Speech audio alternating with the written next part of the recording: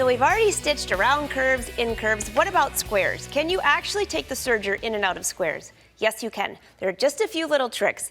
So first I want to show you, we did this on a rolled hem, but what about if you have a 4-thread overlock? And all of a sudden you come back and say, I have to finish this seam. You ran out of thread or something. It's very similar, and I'm just going to do it one more time. It's easier to see on this fabric. You put your needle in the up position, you lift the presser foot, pull the thread around to the front, because we're going to get rid of that, and you really want to line up your needle. I'm lining up the needle right there.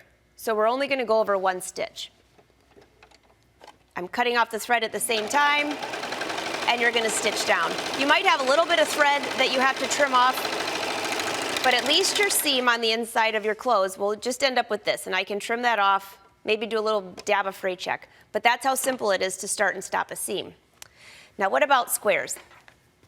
Here are a bunch for you.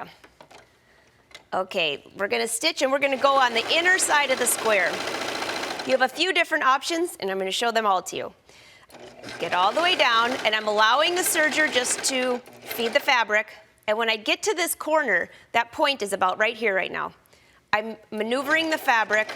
Notice how I'm sliding the fabric over myself. And I'm going to stitch. Put the needle in the up position, and see how nice that looks? We got around a corner, an inside corner. So many people think that you can't do that with a serger, but yes, you can. Now let's go down this way. We turned, went on the outside of the square, and I'm going to show you one more way. Let's get right to the end. The knife is right here, and I'm just going to slide it a little bit more this time, and slide it a little bit more, and then maneuver.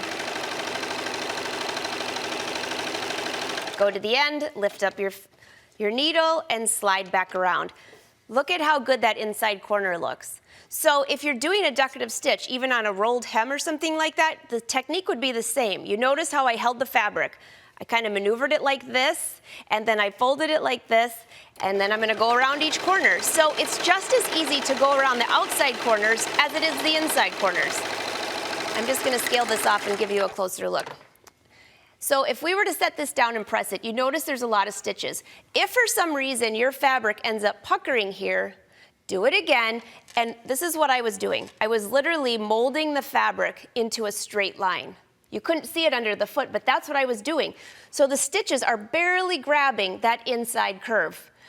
Then when I fold it back and I press it, we're good to go. Same with this one. I held it out. Now, if for some reason when you stitch, you push it too far and your stitch falls off, you might end up with a gap, which I've showed you in another episode how you can start and stop that stitch. The only other troubleshooting you have is we showed this at the end, how to get around the curves. If your stitches aren't looking good after all of that, then you're going to need to change the differential feed and some of the others. But that's how easy it is to get in and out of squares.